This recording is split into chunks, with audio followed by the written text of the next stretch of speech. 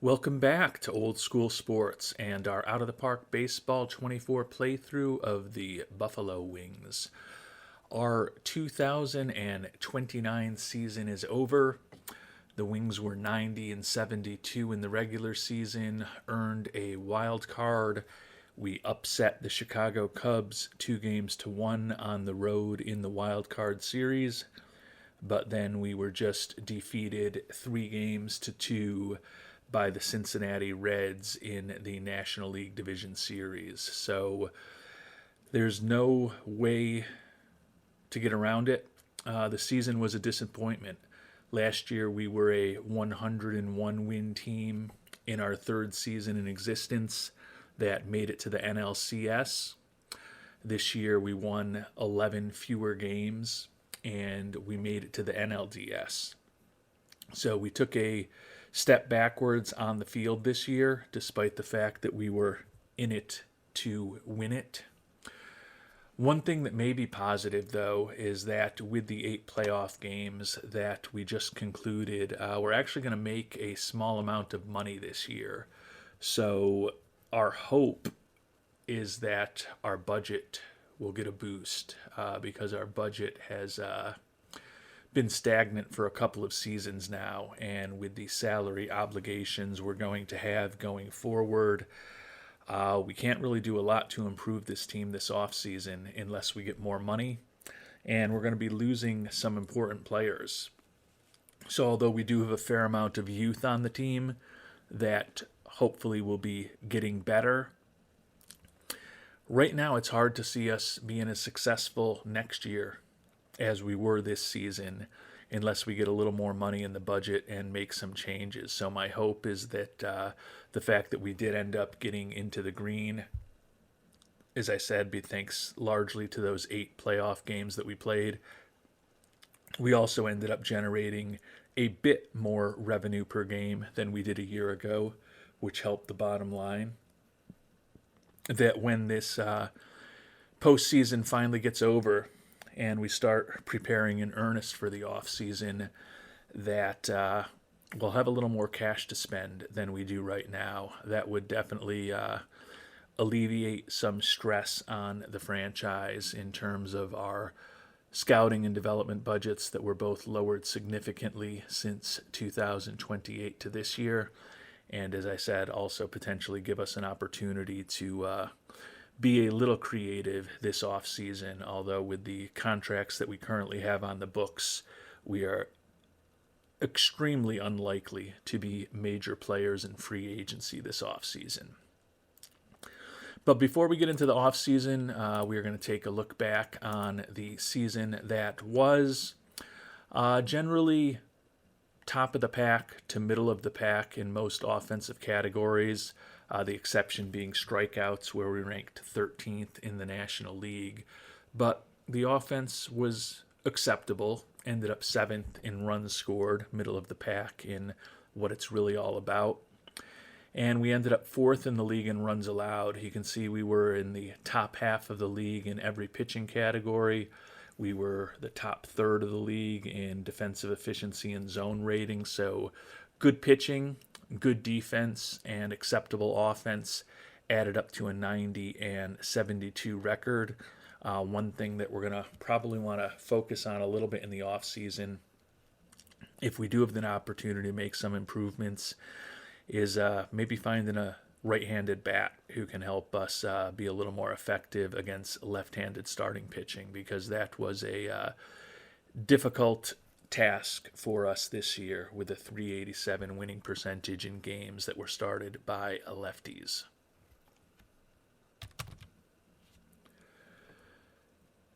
And we'll start off the review of our season with our strong pitching staff first, led by Shohei Ohtani. Been with us for 3 years now, and he has been a big-time player for us. Led the league in games started twice over that time. You can see made 35, 34, and 36 starts. Coming off of his best season, arguably with us, 12-11 record, 3.33 ERA, 242 strikeouts. 2.48 Sierra on the season, and a 6.4 WAR, which was second among National League pitchers. He is still signed with us for another 3 seasons. Next year at 30 million, the year after that at 25, and then a vesting option requiring 162 innings pitched for his age 37 season. So he has been a big ticket item for us the last several years. Getting to a point now where that front-loaded contract is going to start working in our favor a little bit, which is good because we've got some young arbitration-eligible talent that will be costing us some money in the coming years. Shane Bieber likely has concluded his tenure with the Wings. Did pretty well for us. Led the league in ERA his first year. Led the league in games started last year. This year, a little bit of a struggle, 8-7 with a 4.30 ERA. He's going to be turning 35 next year. He's not looking for exorbitant money, an average of a little over 11 million a year for 4 years. But as I talked about, unless we get a nice boost to our budget, there's just no way that we can afford a salary like that. So Hayden Yinger, who had some injury issues this year, will likely be back as our number 2 starter next year. Only 5-3 during the regular season, 14 games at the major league level. Did have a 2.33 ERA for us.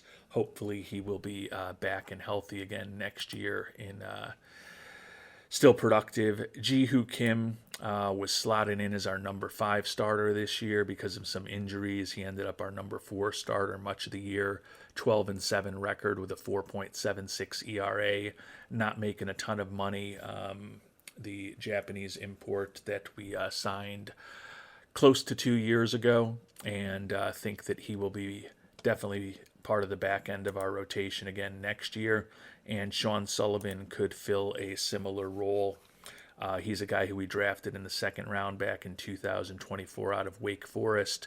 Split his time this year between the starting rotation because of injuries in the bullpen. 9-4 record, 1 save, 4.46 ERA. Certainly in the mix to be a 5th starter for us next year, if not a long reliever out of the bullpen. And then important starter for us that I haven't mentioned, Andrew Painter, ended up suffering a season-ending injury in September. 8-9 with a 5.56 ERA this year. Pitched really poorly over the last month and a half that he was at the major league level. When we look at his ratings, he should be more productive than he has been for us. And with the likely departure of Bieber, going to be even more important that we get a healthy and more effective Painter on the mound for us next year. Turning to the bullpen, Andres Munoz was our closer. Did well. He spent a fair amount of time on the injured list late in the year, which didn't help us. When he pitched, he was effective. 40 strikeouts in 30 innings, 2.10 ERA, 2.12 Sierra, a 38 FIP minus. The issue is we only got 30 innings out of him. Part of that was because of injuries. Part of it was because I don't like the way our bench coach has been managing the bullpen. So I'm going to need to be a little more active in terms of the settings next year. Manuel Clase, we picked up right before the trade deadline. He was 2-2 with 3 saves, 2.25 ERA over 12 innings, headed to free agency, and he is another guy looking for really big money, over 17 million a year, so he will not be back. Emerson Talavera, important guy for us, led the league with 81 games pitched, 117 strikeouts and 116 in a third innings. 8-8 record, 16 saves as he did fill in as a closer at times, 11 holds. Use him in a stopper role, get a lot of innings pitched out of him, and he was a pretty effective pitcher for us. We'll be back next year. Similarly, Adrian Marejan, a little bit of a down year compared to the way he pitched for us in his first season, but still was 11-7, 3 saves, 13 holds, used in a stopper role for large portions of the season, 120 strikeouts in 88 2/3 innings. his issue was the 11 home runs that he allowed, but his 226 SIERA suggests that he may have gotten a little unlucky. Certainly those home runs, hopefully that number will come down. We have a team option on him. He'll be back next year. Raylan Perez dealt with some injury issues, but put up a 2.16 ERA, well over a strikeout per inning. He will likely be back next year as well. Kyle Backus, left-handed reliever, was respectable. 51 strikeouts over 40 and a third innings. He is very tough on lefties. He will likely be back with us again next year as well. And then Camilo Doval, picked him in the Rule 5 draft, and he had a nice year for us. 72 strikeouts over 61 and a third innings. Going to be making a little more next year. All right, actually, is he a free agent? Oh, I guess he's a free agent. So I don't know whether or not he'll be back next year. Don't know why I thought we still potentially had him on the team, but yeah, you can see he's been around for over 7 years. So we got a nice year out of him in the Rule 5 draft. A couple other pitchers to mention that did not make the playoff roster. Drew Rome is a guy who was up briefly with us this year, 3.16 ERA in 25 and 2/3 innings, with the potential departures of the likes of Bieber and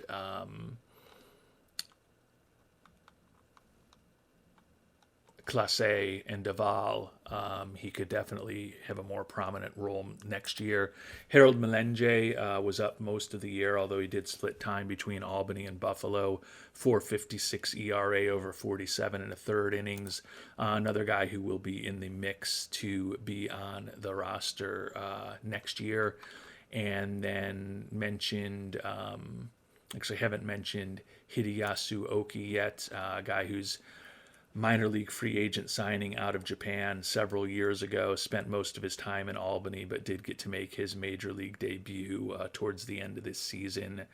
Another guy who could be in the mix is a long reliever for us. And then we do have the prospect Jorge Carrillo, who spent this year in high A ball Jamestown, double A Utica, and triple A Albany. Certainly has a profile that suggests he could be a back end of the rotation starter for us. Did put up an 8.34 ERA in that brief stop in triple A at the end of the year. So the number 100 prospect in baseball could be able to help us by the end of next year, but unless he shows a lot in spring training, probably won't be on the 26-man roster until he proves a little bit more in AAA. Turning to our everyday players, Joey Bart was our backup catcher the second half of the year. We signed him as a minor league free agent after the season had begun. He was with us a year ago as our backup. Had him spend the first half of the year in Albany, and then we brought him up the second half of the year. Good defensively, good personality in the clubhouse, but hit just a $154 for us after hitting a $184 for us last year. Unlikely that he will be our answer at backup catcher next year.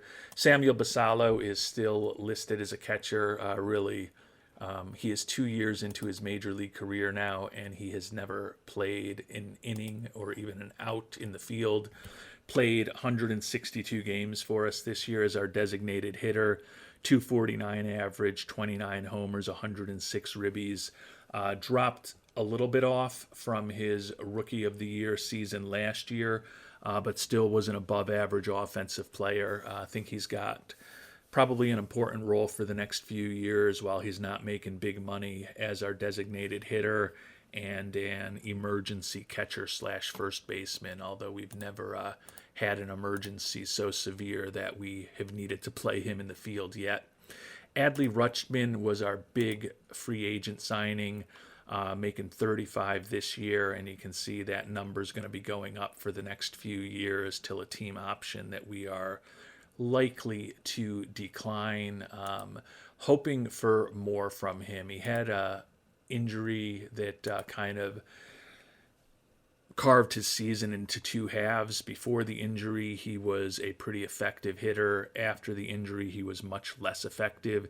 Ended up hitting just 242 on the year, 14 homers, 64 ribbies. OPS plus, WRC plus, and WRAA all indicate he was a productive offensive player and still hit a 4 WAR, driven largely by his excellent defense. But for the money we're paying him and for the batting profile that he still has, definitely expecting a better offensive season next year in his second year in Buffalo from Clutchman. First baseman Takao Ota, who had a rough first year for us in 2028 in the United States, really came into his own this year. Batting average up almost 50 points, 7 more doubles and 5 more home runs in just 23 more at-bats. So he went from a below average offensive player to a well above average offensive player. Not a great defensive first baseman, but still a relatively effective and cost effective player for us. Deshaun Seifu is the former number 1 overall pick we took out of Fordham in 2026, and he is a guy who has lived up to every expectation we had as a number 1 overall pick. He has led the league in triples every season. He's played significant time in the majors. Career best 21 this year. Led the league in stolen bases each of the last 2 years. 100 last year, 99 this year. And he also led the league in runs and hits this season. 8.4 WAR, one of the top figures in the National League. Well above average offensive player.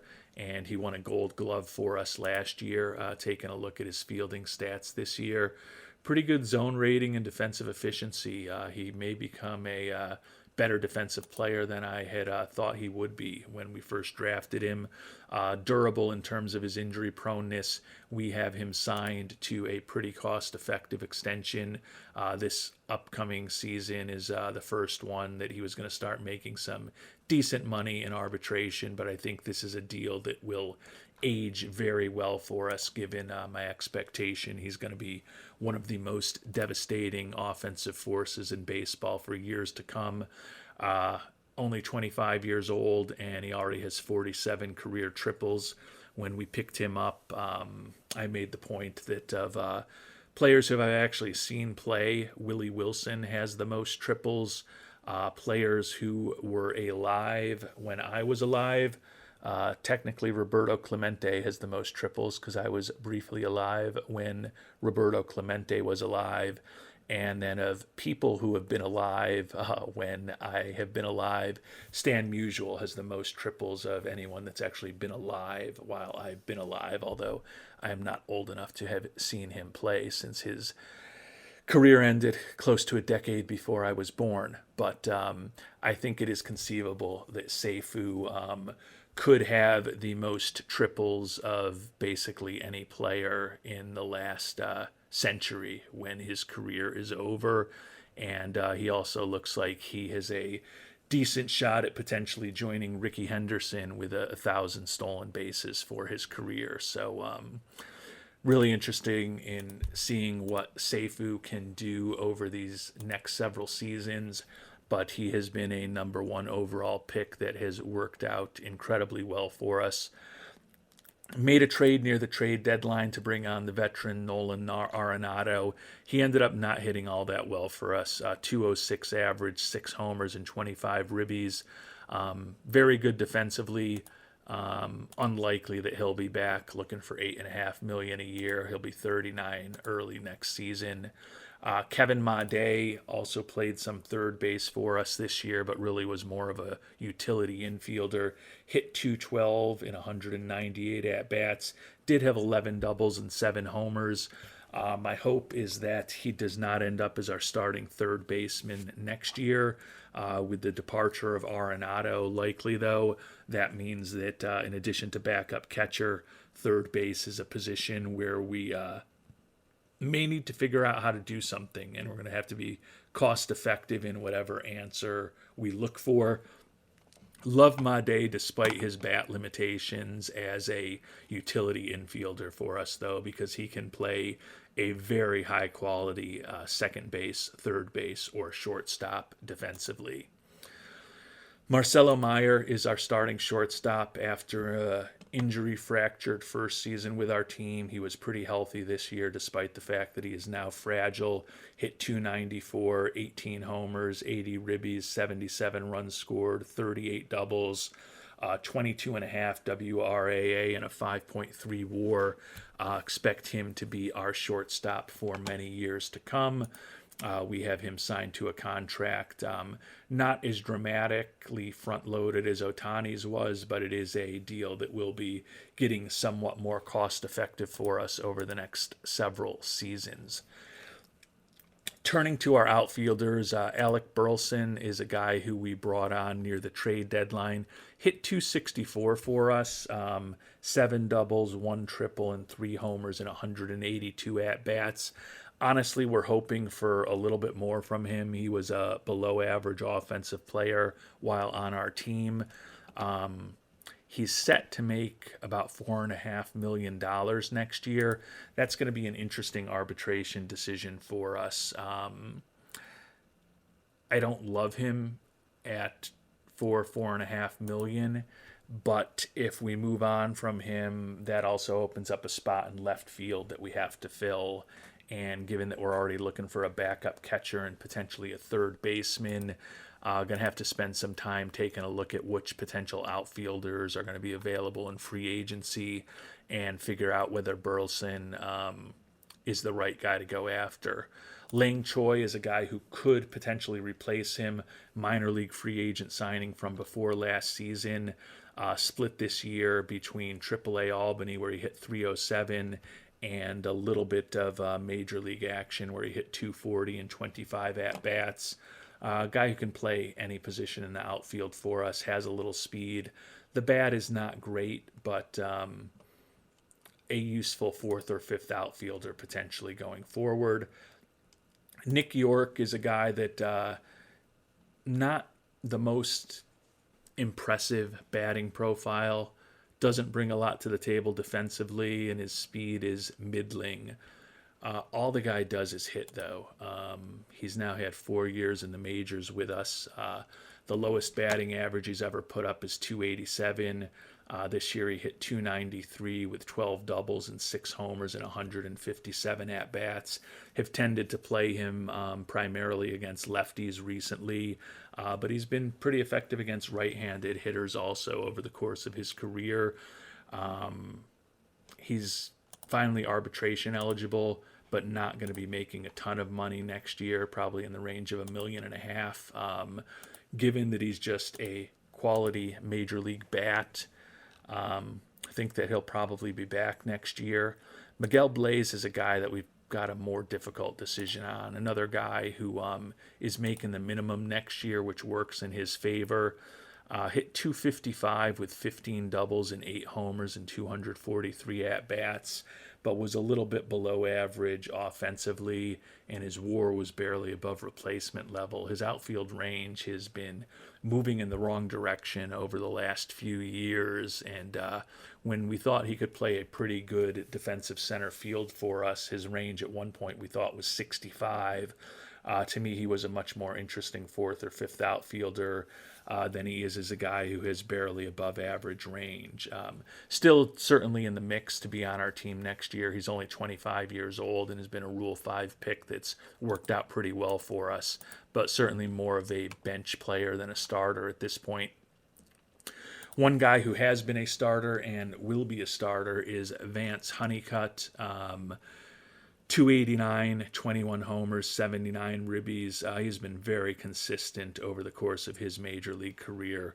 An 8th round pick in 2024 out of Carolina, who has done really well for us. 123 to 129 OPS pluses over the course of his career. And you can see his WRC plus every season, 126, 126, 126. Mr. Consistency. kind of putting up offensive numbers, especially the last two seasons. The type of consistency that you used to kind of see from a guy like Harold Baines back in the early and mid 80s. And last but certainly not least, Jace Barofin, the first round draft pick in the history of the Buffalo franchise. Had a bit of a bounce back year, raised his batting average by 10 points, 6 more doubles and 6 more home runs and 2 more triples than the year before. Got his OPS plus and his WRC plus above average from below average. We've got him signed for a few years now, bought out his 2 arbitration seasons that were left and a few free agent seasons for a pretty reasonable amount.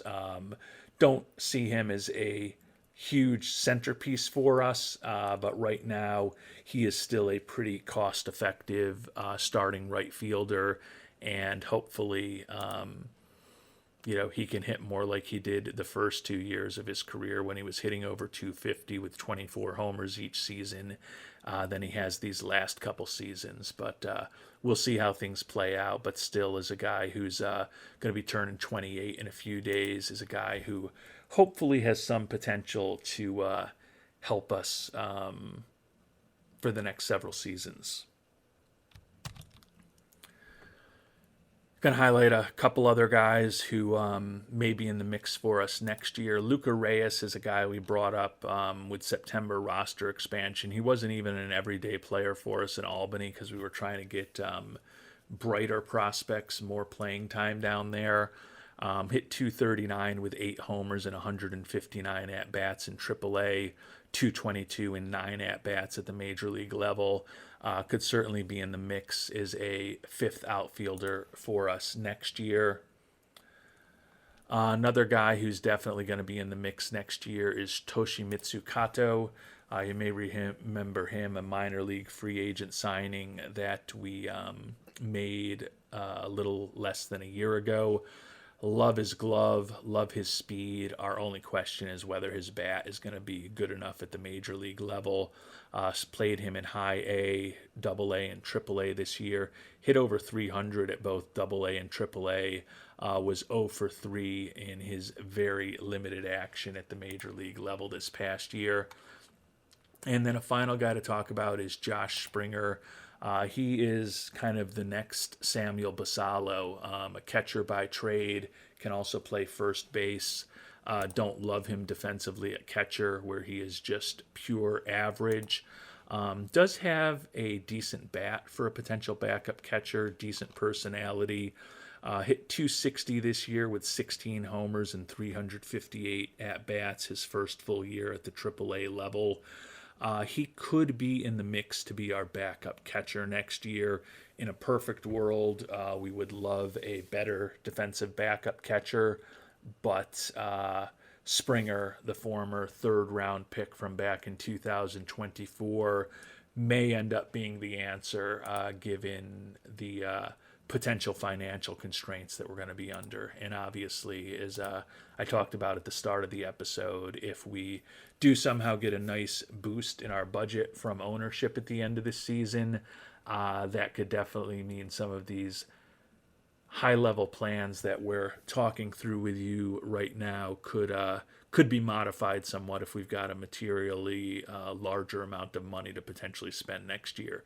And I'm not really anticipating a materially larger amount, but even if we got a boost of 10 million, 8 to 10 million up to 230, 232, that would still be a nice improvement for us. And while we're talking about the budget, can look at the budget history here. The first 3 years of the organization when we just had minor league teams, pretty irrelevant. But 2026, we were at 180 million. Got a nice boost in 2027. A little boost last year, 228 million, and then got cut back to 222 this past year.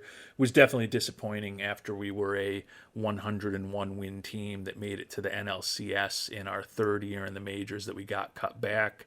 Again, I'm hoping the fact that we're going to have made a tiny amount of money this year as opposed to the loss that we had last year, that maybe we will get a decent bump or some type of bump in our budget for next season.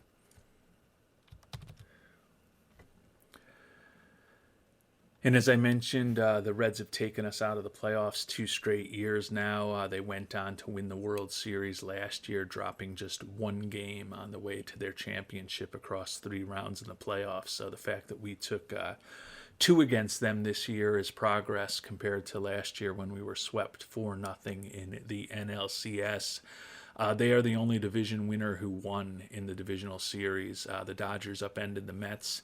The Twins upended the Yankees. Wow, there's something that you never see in the playoffs. And the Guardians took out the Astros. So can Cincinnati repeat? They would certainly be the betting favorite at this point. We'll see what happens.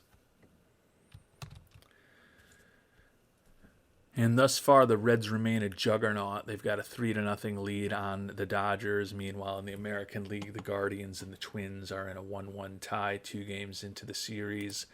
But we are now at the announcement of the international amateur free agents. So obviously we know very little about any of these players right now. Going to start running camps and doing our scouting, and our Buffalo Wings will have the minimum amount to potentially spend this coming year, being a pretty successful team on the field at this point. But we'll take a look at the handful of top prospects, at least the guys that we think the top prospects are right now. Alejandro Alequin, a first baseman, looks like a potentially real interesting bat with great contact and home run power. Does not bring much else to the table. David Esquivel, somewhat more balanced bat, not quite as much contact or home run power.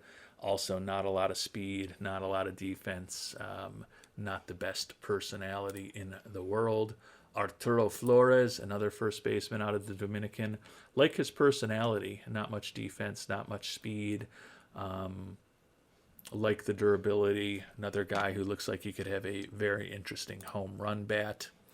Catcher Juan Leal, average defensively, looks like an absolutely awesome bat, potentially for a catcher if he fully develops.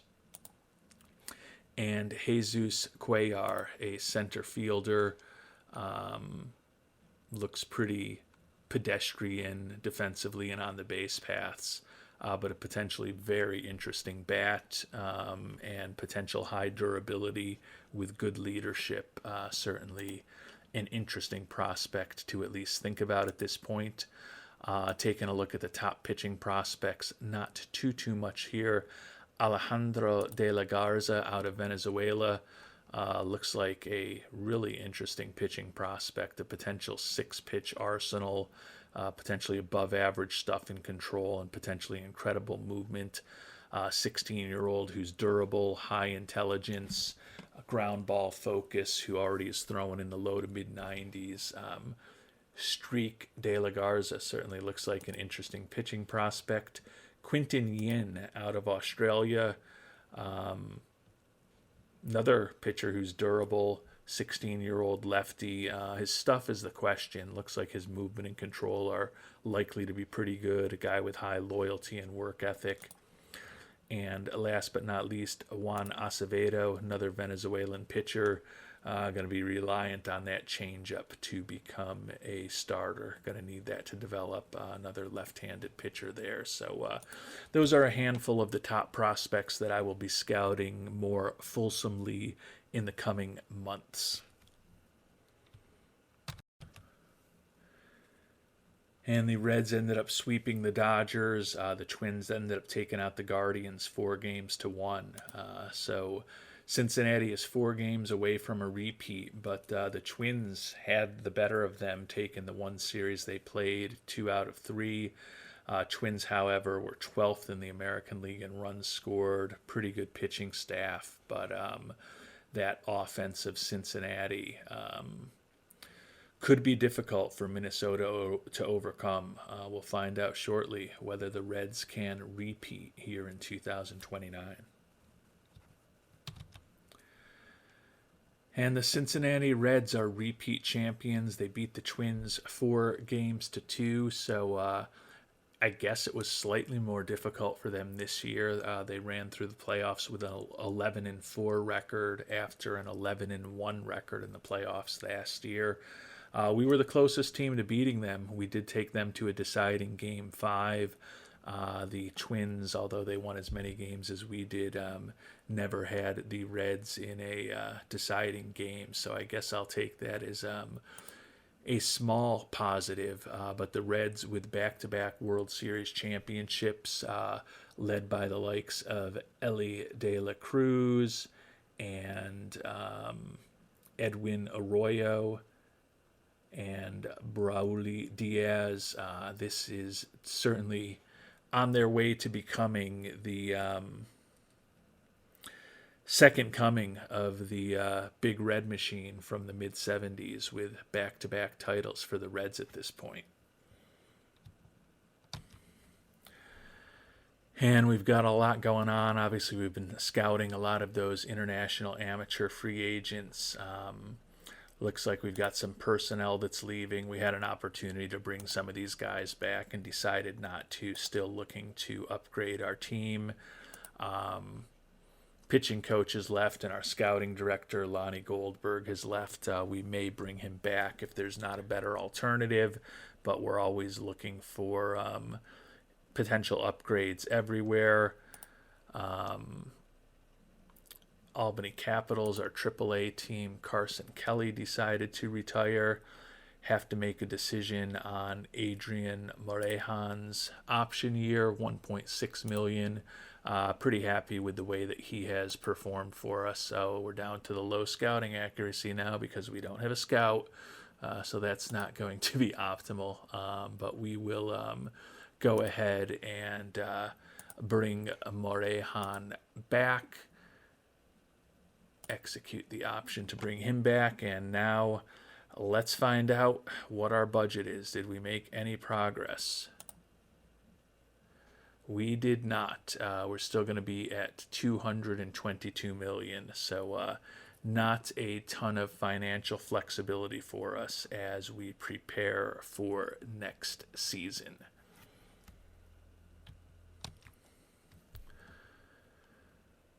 So 2 straight playoff appearances, a profitable year this past season, and we're still stuck at $222 million.